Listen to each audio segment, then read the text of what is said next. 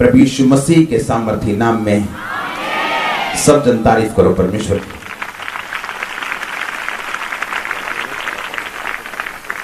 अगर बड़ा पेड़ गिराना हो और अगर आप उसे ध्यान से देखें, जब कुल्हाड़ी वाला उसे मारता है तो वो एक ही जगह मारता है तो वो गिरता है, हाँ या ना? अगर आप उसे अलग अलग जगह मारें पूरे जोर से, कभी नीचे कभी ऊपर कभी इधर कभी उधर, क्या वो गिरेगा? बोलो, क्या वो गिरेगा? क्या नहीं गिरेगा। क्योंकि पेड़ गिराने के लिए आपको फोकस की जरूरत है। जो एनर्जी आपके पास है आपको सही जगह पे लगानी है अगर आप उस पेड़ को गिराना चाहते हैं। हालेलुया। उसी तरह से प्रार्थना है, आमीन, सेम प्रेयर है। अगर आप चाहते हैं कि परमेश्वर ये बड़ा काम आपकी जिंदगी में करे या वो काम आपकी जिंदगी में करे, मैंने आपको आज प्रार्थना करना सिखाया है, हाँ या ना? आप जानते जब डैनियल प्रार्थना कर रहा था, अगर आप बाइबल ध्यान से पढ़ते हैं, आप पुराने नियम में जितने लोगों को या नए नियम में जितने लोगों को पढ़ते हैं, मोस्टली तब परमेश्वर की आत्मा या उसके दूतों ने काम किया है जब प्रार्थना परमेश्वर के वचन के बीच में से की गई। हालेलुया। आप अगर डैनियल को प्रार्थना करते सुने तो डैनियल इस तरह से प्रार्थना करता है, हे मेरे परमेश्वर, तो वो परमेश्वर है जिसने इस्राएलियों को मिस्र देश से निकाला था। तो वो परमेश्वर है जिसने समुद्र को दो भाग कर दिया था, फिर अपने लोगों को कनान देश में पहुंचाया। तो वो परमेश्वर है जिसने आसमान से मन्ना बरसाया था। और बाइबल में लिखा है उसी टाइम दूत भेज दिया गया स्वर्ग से, डैनियल के उत्तर को लेके दूत भेज दिया गया कि दूत जा और डैनियल की प्रार्थना का उत्तर दे गया। हालेलुया। डैनियल इस तरह से प्रार्थना नहीं कर रहा था, ओ मर गए प्रभु जी, ओ प्रभु जी बचा लो, कितने हो तुम? डैनियल लिखा बाइबल के बीच से प्रार्थना कर रहा था, हे परमेश्वर, तू वही है जिसने मिस्रियों से हमको निकाला था, तूने एक भारी प्रॉब्लम से हमें आजाद किया था। तू वही परमेश्वर है जिसने समुद्र को दो भाग कर दिया गया। अब तू वही परमेश्वर है जिसने आसमान से खाना बरसाया था। तू वही परमेश्वर है जो आग के खंभे और बादल में से होकर जिसने हमारी अगुवाई की थी। आज हम मन फिराते हैं, आज हम तेरी ओर मुड़ते हैं, लेकिन उसी समय दूत भेज दिया गया। अगर आप पतरस की प्रार्थना को सुने, जब उसे मार पड़ी तो वो आगे बोलते, हे परमेश्वर, तू वही परमेश्वर जिसने कहा था अंत के दिनों में मैं अपना आत्मा सब मनुष्य पे उंडेलूंगा।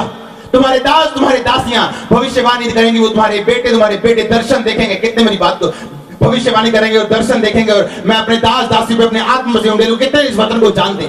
और लिखा जैसे ही उस वचन में से प्रार्थना खत्म हुई, लिखा परमेश्वर का आत्मा उस जगह पे उतरा और सब लोग पवित्र आत्मा से भर गए और वो स्थान जो प्रार्थना वहां पे कर रहे थे वो हिल गया।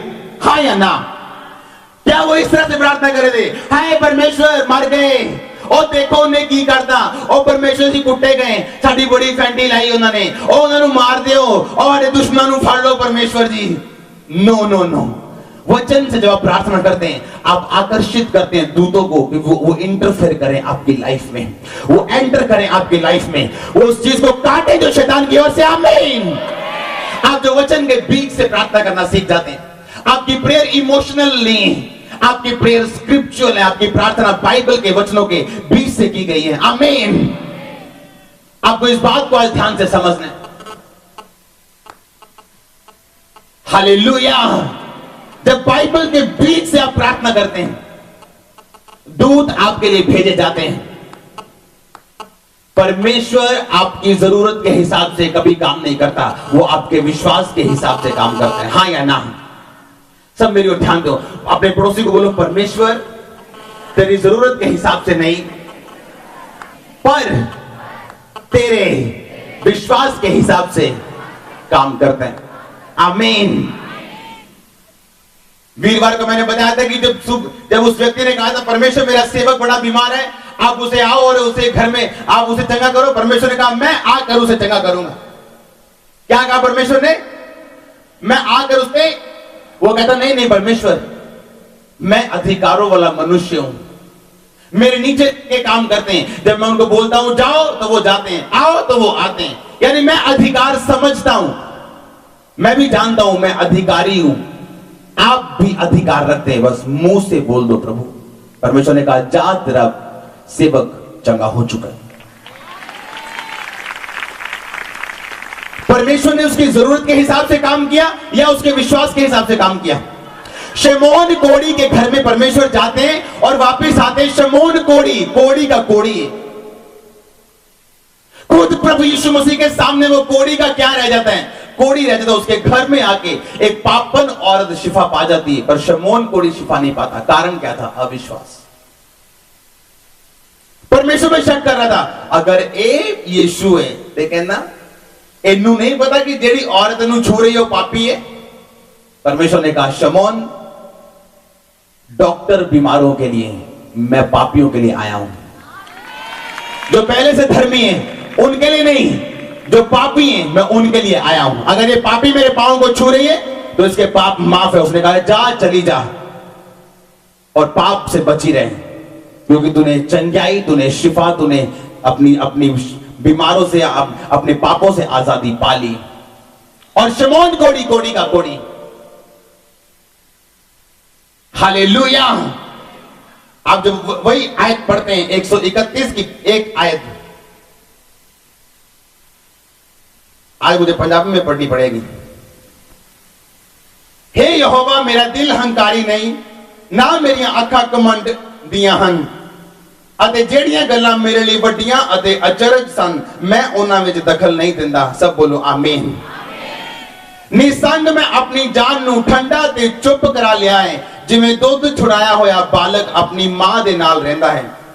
हाँ, दुध छुड़ाए हुए बालक वांगू मेरी जान मेरे अंदर है। हे इज़राइल, यहोवा उत्ते आस रख, हुण तो लेके सदीप काल ताईं। सब बोलो आमीन। परमेश्वर ने कहा, उस व्यक्ति ने कहा कि मेरा मन कैसे रहता है? जैसे एक माता की गोद में दूध छुड़ाया हुआ बालक। जब दूध छुड़ाते हैं बालकों का, बच्चों का, तो उसका माता की गोद में बैठे उसका ध्यान कहां रहता है हर वक्त? कि मैं दूध पीना है, हाँ या ना। लेकिन उसको मम्मी ने छुड़ा दिया, उसकी मम्मी उसे मारती है, उसे तंग करती है, उसे पीने नहीं देती, लेकिन वो चुप करके बैठा है। उसका पूरा ध्यान कहां है? कि मैंने दूध पीना है, हाँ या ना। लेकिन अब वो कर नहीं रहा। क्यों? क्योंकि अब उसकी माता ने उसे छुड़ा दिए हैं, लेकिन वो माता के साथ लड़ाई नहीं कर रहा, संघर्ष नहीं कर रहा, चाहे उसका दिल कर रहा। मोस्टली मिरेकल्स आपकी लाइफ में तब होते हैं जब आपका मन शांत होता है। बड़े चमत्कार, बड़े काम आपकी जिंदगी में तब शुरू होते हैं जब आपका मन कैसा होता है? शांत। एक आयत में लिखा, जब आप दोबारा से पढ़ते हैं, कि जेड़ियां गल्लां मेरे लिए वड्डियां ते अचरज सन, मैं उन्हां विच दखल नहीं दिंदा। केड़ियां गल्लां? जेड़ियां वड्डियां ते अचरज मतलब आश्चर्य, हैरान करने वाली, जो समझ से बाहर है। हाय, वो तो 2 कुड़ियां हो गई, रब भी ना बस ऐसा लगता है रब नूं सलाह दे रहे हैं आप कि तेनों उन्होंने दूजा मुंडा दे देना चाहिए। कितने मेरी बात को समझ रहे हैं? आप नहीं जानते जो दूसरी लड़की पैदा हो रही है वो सेवक है, भविष्यद्वक्ता है या क्या है? आप नहीं जानते, आपको सिर्फ बोलना आता है। हालेलुया। जब मेरी वाइफ पैदा हुई थी अपने घर में, लोग रोने के लिए और विलाप करने के लिए इसके घर में आए थे कि ताटे घर तीजी कुड़ी हो गई।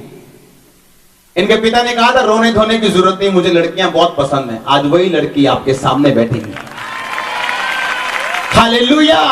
कितने मेरी बात को समझ रहे हैं? लिखा, जो बातें मेरे लिए आश्चर्य हैं, जो मेरी समझ से बाहर हैं, जो मेरी सोच से परे हैं, कहता मैं उनसे काम नहीं रखता। क्यों बेटा हो गया, क्यों 2 कुड़ियां हो गई हैं प्रभु? जिन्हें मुंडे देना है तो मुंडे दिंदा जाना है, जिन्हें कुड़ियां देना है प्रभु तेन ऐसा नहीं करना चाहिए। क्या आप जानते हैं कि प्रभु जानते हैं? उसने कहा, मैं अपनी माता की गोद में इस तरह से हूं जैसे मेरा दूध छुड़ाया जा चुका है। अब मैं माता की गोद में हूं, मेरा दिल तो कर रहा है, लेकिन मुझे डिसिप्लिन किया जा रहा है, मुझे डिसिप्लिन में रखा जा रहा है अपनी माता की गोद में। उसी तरह कहता मेरा दिल शांत है। आपकी लाइफ में बिगेस्ट टेस्टिमनी उन दिनों में आएगी जब आपका दिल शांत होगा। आपको जल्दी नहीं होगी। इन 7 संडे में मैंने एक चमत्कार लेना है, मैंने काम करना ही करना है, प्रभु तुझे करना ही करना है। वो कभी प्रेशर नहीं डालेगा। उसने कहा, मेरा मन इस तरह से है जैसे दूध छुड़ाया बालक अपनी माता की गोद में रहते हैं। कहते जो बातें मेरी समझ से परे हैं मैं उन पे ध्यान नहीं देता, जो आश्चर्यचकित है कहता मैं उन पे ध्यान नहीं लगाता जब मुझे समझ ही नहीं है इन बातों की। हालेलुया। कैसे पता आप विश्वासी, कैसे पता आपका दिल परमेश्वर के साथ लगा हुआ है? आप उन बातों पे ध्यान नहीं देंगे जो आपकी समझ से परे। हालेलुया। आप परमेश्वर को सलाह देने की कोशिश नहीं करेंगे, वो फ्यूचर जानते हैं, हाँ या ना, वो जानते हैं। ऐसे परिवार जिनमें 3-3 लड़के देखे, तीनों नशों में, क्या करोगे लड़कों का? लड़के लड़कियां कोई मतलब नहीं, सुख परमेश्वर की ओर से निकलता है, लड़के लड़कियों के बीच से नहीं। हालेलुया। वो आपको आपके दिल की डिजायर दे सकता है अगर आप लड़का मांगे या लड़की मांगे, लेकिन जो सुख खाना है वो परमेश्वर के साथ जुड़ा हुआ है, हाँ या ना? इस्राएली राजा जब लड़ते थे, जब वो लड़ने के लिए जाते थे, लिखा अगर वो छोटे थे, उनकी सेना छोटी थी, लेकिन परमेश्वर के साथ उनकी वफादारी थी, वो जीत के वापस आते थे। और एक टाइम आता था जब वो बड़े हो जाते थे, इतने बड़े हो जाते थे उन्हें लगता था हम अपनी स्ट्रेंथ के कारण जीत रहे हैं, पाप में चले जाते थे, मूर्ति पूजा करना शुरू करते थे। और एक दिन छोटा राजा आके उन्हें हराता था, उन्हें फिर समझ आती थी कि हमारा जीतना हमारी ओर से नहीं, यहोवा की ओर से था। फिर वापस जाते थे परमेश्वर की ओर, परमेश्वर में माफ कर दे, हम पाप दोबारा नहीं करेंगे। और फिर परमेश्वर उन्हें जिताता था, ये बताने के लिए कि तुम नहीं, मैं हूं तुम्हारे आशीष का सोर्स, तुम्हारे सुखों का सोर्स, तुम्हारे सुखों का सौदा मैं हूं। आमीन। तुम्हारी ताकत नहीं, तुम्हारे बच्चे नहीं, तुम्हारा फाइनेंस नहीं, तुम्हारा शरीर नहीं, तुम्हारा और कोई नहीं, सिर्फ मैं और सिर्फ मैं और सिर्फ मैं। आमीन। सिर्फ परमेश्वर। हालेलुया। आज फोकस की कमी है, आग की कमी। अगर एक चीज को आज आग लगा दो तो वो तब तक आग जलती जब तक वो चीज को राख नहीं कर देती। यूहन्ना ने कहा था मेरे बाद जो आने वाला है वो तुम्हें पवित्र आत्मा और आग के साथ बपतिस्मा देगा। जब आग तुम्हारे अंदर जाएगी, लाख दुनिया विरोधी हो, लोग विरोधी हो, कोई विरोधी हो, अपना काम किए बिना आप इस दुनिया से कभी ऊपर नहीं जाएंगे। अगर आग आपके अंदर है, अगर फायर आपके अंदर है तो आमीन। इसीलिए शैतान फायर खत्म करने की कोशिश करते हैं, आग खत्म करने की कोशिश करते हैं, पाप पे ले जाके, वैश्याओं के अड्डे पे ले जाके, दारू पिलाने की ओर लेके जाके। उसे पता अगर आग इसकी जिंदगी में रही, पवित्र आत्मा की आग, तो ये जलाएगा सब कुछ और तब तक ये खत्म नहीं करेगा जब तक इसका काम खत्म नहीं हो जाता। हालेलुया। आपको ये बात समझनी है। लिखा जो बातें मेरी समझ से परे, जो मेरे लिए अचरज हन, जो मेरी समझ तो बाहर नहीं, जो मेरे लिए बड़ी बातें, कहता मैं उन पे ध्यान नहीं लगाता। एक क्रिश्चियन अपने शब्दों से पहचाना जाता है, अपने कपड़ों से नहीं। आमीन। एक क्रिश्चियन व्यक्ति अपने शब्दों से पहचाना जाता है, और खासकर तब जब वो कुछ मांगे और उसे ना मिले, जब कुछ ऐसा हो जिसको वो नहीं चाहता। अय्यूब की वाइफ ने कहा अब तो परमेश्वर को श्रापित कर दे, अब तो तेरे पास है क्या, ना बच्चे रह गए, ना तेरी बॉडी रह गई, अब मैं भी जा रही हूं, प्रॉपर्टी भी खत्म हो गई। हालेलुया।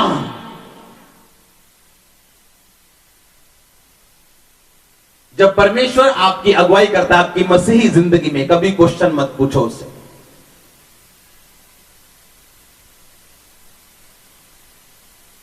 हालेलुया। मैंने कहा कभी क्वेश्चन मत पूछो उससे।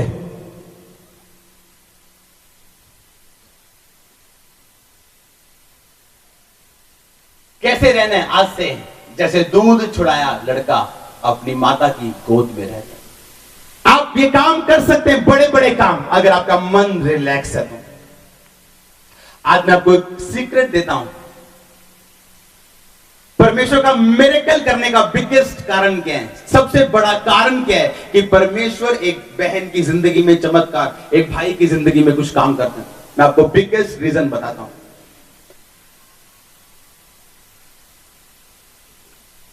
क्या कारण है? मान लो परमेश्वर इसकी जिंदगी में बड़ा काम करते हैं, क्या कारण है?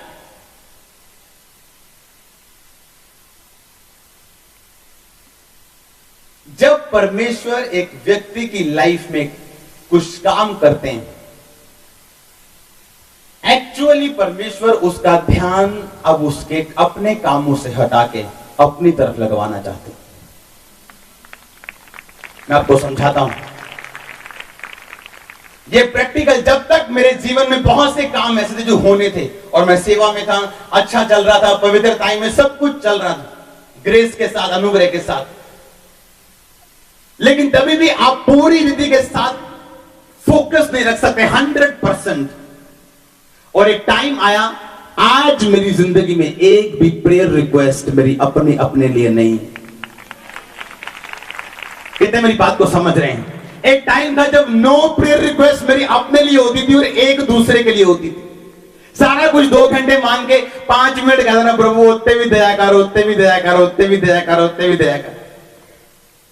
एक टाइम आया जब मेरा मन शांत हुआ, जब मैं ये बात समझ गया कि परमेश्वर अगर नहीं कर रहा, मूसा कहता कि मैं इन लोगों को छुड़ाना चाहता हूं, मैं इन लोगों को आजाद करना चाहता हूं। परमेश्वर ने उसे काम नहीं करने दिया और 40 साल वो मिधान देश में परदेशी होकर रहा। हाँ या ना?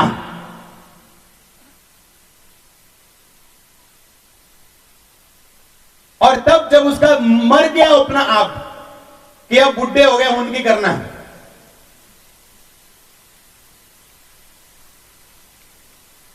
तब परमेश्वर ने कहा, मूसा अब मैं तुझे भेजता हूं छुड़ाने के लिए।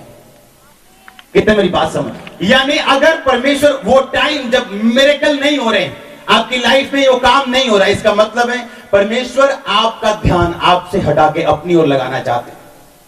फिर एक टाइम ऐसा आ जाएगा जब परमेश्वर आपको देख लेते कि यार ये बंदा गया नहीं, मैंने इसको नहीं दिया, मैंने जांच लिया, परख लिया, तभी भी गया नहीं। अगर अब मैं उसे ना दूंगा तो इसका ध्यान पूरी तरह से मेरे पे नहीं लगेगा। अब ये 15 साल से एक चीज मांग रहे हैं, जब परमेश्वर फिर इसे देगा, ये जानता होगा, फिर इसका ध्यान इसकी आशीष पे आएगा ही नहीं, क्योंकि इसको आदत पड़ चुकी है परमेश्वर पे ध्यान लगाने की।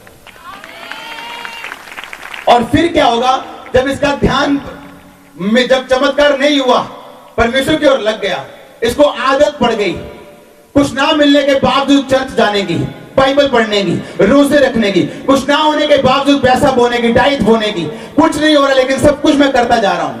एक टाइम आएगा जब परमेश्वर देख लेगा कि इसको कुछ नहीं मिला तभी भी सब कुछ कर रहा है, क्यों ना ऐसा मैं दूं, क्यों ना इसे दे दूं।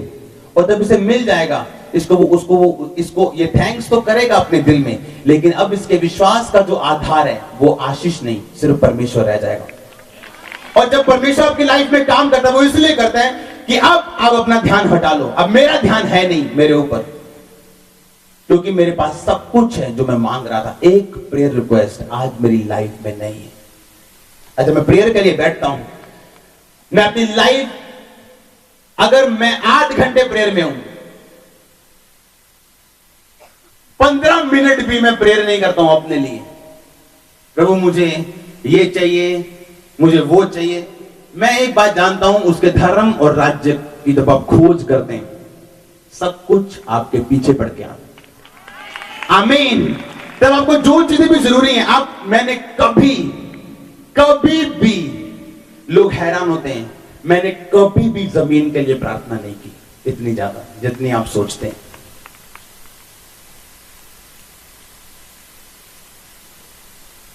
चलो जी सारे वॉलंटियर आ जाओ, पाउन गोटे ला के 2 साल रोजे रख के प्रेयर करनी, और तभी भी जगह नहीं है लोगों के पास। हाँ या ना? तभी भी लोगों के पास दान वरदान नहीं है। पास्टर बेनीन बोलते कहते जब लोग चंगे होते हैं, मैंने कभी प्रेयर नहीं की परमेश्वर की, परमेश्वर मेरी मीटिंग में लोग चंगे हो, क्योंकि कुछ चीजें परमेश्वर आपको देता है वैसे ही। कितने मेरी बात को समझ रहे हैं आज? जब परमेश्वर जानता है कि आप उसकी महिमा के लिए खड़े हैं, आप उसकी सब कुछ उसके लिए कर रहे हैं, तो वो सब चीजें मुहैया करवाना उसका काम बनता है। हालेलुया। हन्ना कहती परमेश्वर मेरी सौतन मुझे चढ़ाती, सब बोल लिया, बांझ की बांझ रही। जिस दिन बोलती परमेश्वर अगर तू दे, तेरा अगले साल बच्चा उसकी गोद में। आप जो कुछ भी करते हो जब आपका मकसद परमेश्वर है। हाय प्रभु 35 साल दे हो गए, ब्याह ही नहीं होया, लोग की कहणगे। परमेश्वर कहते तुझे लोगों की परवाह है, इसीलिए तेरी शादी नहीं हुई। जब आप बोलेंगे परमेश्वर तेरी महिमा के लिए मेरी गवाही को पैदा कर, आप अपनी मैरिज के विषय में फिर बोस्ट करेंगे, फिर गर्व करेंगे। मैं आपको बता रहा हूं। बैठ जाओ। कितने मेरी बातों को समझ रहे हैं? आपकी लाइफ का जो मकसद है वो सिर्फ परमेश्वर की महिमा होना चाहिए। आप दूध छुड़ाए कैसे लड़के की तरह जिसका दूध छूट चुका है और वो अपनी माता के गोद में है। उसे पता है आज दूध नहीं मिलेगा, पर उसका दिल कर रहा है, पर उसने अपने आप को शांत कर लिए, उसने अपने आप को कंट्रोल में कर लिए। जब आप शांत रहते हैं, आप कूल हैं, आप पीसफुल हैं, इसलिए शैतान आपको डिस्टर्ब करने की कोशिश करता है। क्योंकि जैसे आपकी स्पिरिट में डिस्टर्बेंस गई, कनेक्शन टूट गए, आप फिर इंफॉर्मेशन परमेश्वर से डायरेक्ट नहीं ले सकते। हालेलुया। इसलिए आपको हैरानी होगी कि आपकी शनिवार घर में लड़ाई क्यों होती है। चर्च जाने के वक्त सुबह आप अपनी मम्मी से क्यों बहस के आते हैं। आपको शनिवार ही आपकी गर्लफ्रेंड का फोन क्यों आता है जिसको आप 6 महीने पहले छोड़ चुके हैं, ताकि आप करप्ट हो जाएं और जो परमेश्वर आपको दिखाना चाहते आपको कभी ना दिखे। और जब आपकी आंखें बंद हैं, आप जहां मर्जी चले जाओ, फिर वो बंद ही। हालेलुया। जब आप शांत कर लेते हैं अपने आप को कि मैं शांत हूं, जिस तरह बालक अपनी माता की गोद में जिसका दूध छुड़ाया जा चुका है और जिसको बड़े कामों से कोई मतलब नहीं, जो परमेश्वर को सलाह देने की कोशिश नहीं करता, परमेश्वर को काउंसलिंग देने की कोशिश नहीं करता कि परमेश्वर ऐ होना चाहिए सी, ऐ होना चाहिए सी, इधर जाना चाहिए C. No no no no no no. जिसने आपको बनाया वो जानता है कौन सी चीज किस टाइम पे कितनी आपको देनी चाहिए। हालेलुया। कौन सी चीज कितने मेजर में आपको देनी चाहिए वो जानता है। हालेलुया। कहता जैसे लड़के का मन रहता है गोद में बैठा, दूध पीना चाहता लेकिन पीने की माता छुड़ा चुकी। कहता बड़े काम जो आश्चर्य वाले उसको कोई मतलब नहीं। हालेलुया। इसलिए परमेश्वर ने कहा व्याकुल मत हो। तुम परमेश्वर पे विश्वास रखते हो, मुझ पे भी क्या करो, विश्वास रखो। तुम्हारा मन व्याकुल ना हो, क्योंकि अगर तुम्हारा मन व्याकुल है बीमारी के कारण, तो तुम्हारे मन के व्याकुल ना होने का कारण यह भी है कि उसके कोड़े खाने से तुम चंगे हो चुके हो। अगर शैतान तुम्हें व्याकुल करता है बीमारी के कारण, तो तुम व्याकुल ना हो। अगर व्याकुल होने का कारण है बीमारी, तो ना होने का कारण यह है उसके कोड़े खाने से मैं और आप चंगे हो चुके हैं। अगर गरीबी व्याकुल होने का कारण है, तो व्याकुल ना होने का कारण ये है कि उसके सुसमाचार सुनाने से हम अमीर हो चुके हैं। आमीन। अगर शैतान का व्याकुल करने का वो कारण निराशा है, तो याद रखो जब परमेश्वर आपको निराशा के बीच से लेके जाते हैं, आपको तोड़ते हैं, जो रोटी वो तोड़ता है वो फिर बांटते हैं, फिर बांटते हैं हजारों और लाखों में, फिर वो बांटते हैं। आप बांटने वाले यीशु मसीह के नाम में आशीष के कारण। हालेलुया। मत घबराओ, मत क्वेश्चन रेज करो परमेश्वर के सामने। ये पृथ्वी, अगर आप साइंटिफिकली आपको नॉलेज है इस बात की,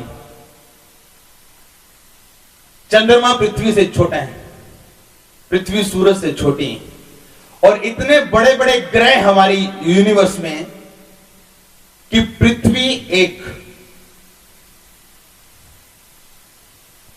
पेन की निब के समान है।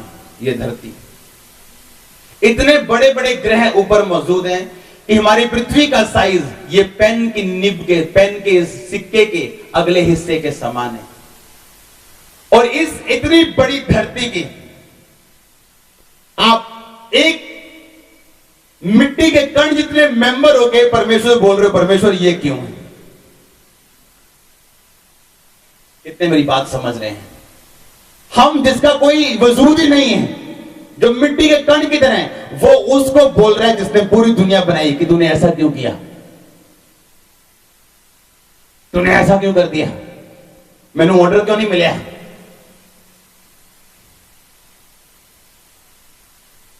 मेरे घर बीमारी क्यों है? अगर आपको प्रॉब्लम ना होती आप यहां ना होते आज। थैंक्स करो प्रॉब्लम्स के लिए परमेश्वर। हालेलुया।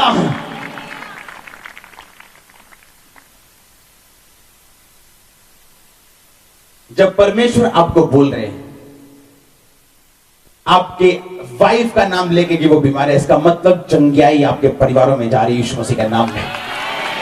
अगर वो बोल रहे हैं कि आपको बिना कितने मेरी बात को समझ रहे हैं, परमेश्वर जानते हैं आप क्या करने के लिए चर्च में आए। उसको एक कांटेक्ट पॉइंट चाहिए, सिर्फ एक व्यक्ति चाहिए एक परिवार में जिसके द्वारा जिसके जरिए वो काम कर सके। एक जन खड़ा हो पवित्रता में, एक जन तो खड़ा हो जो प्रार्थना करने वाला हो, जो घुटने टेकने वाला हो, जो जिसको अपनी प्रॉब्लम की चिंता ना हो, जो अपने जिसका ध्यान अपने ऊपर ना हो, जो परमेश्वर की ओर देख। परमेश्वर के वचनों को सुनने के लिए हमारे चैनल को सब्सक्राइब कीजिए और हमारी लेटेस्ट वीडियो सबसे पहले देखने के लिए बेल आइकन को प्रेस कीजिए।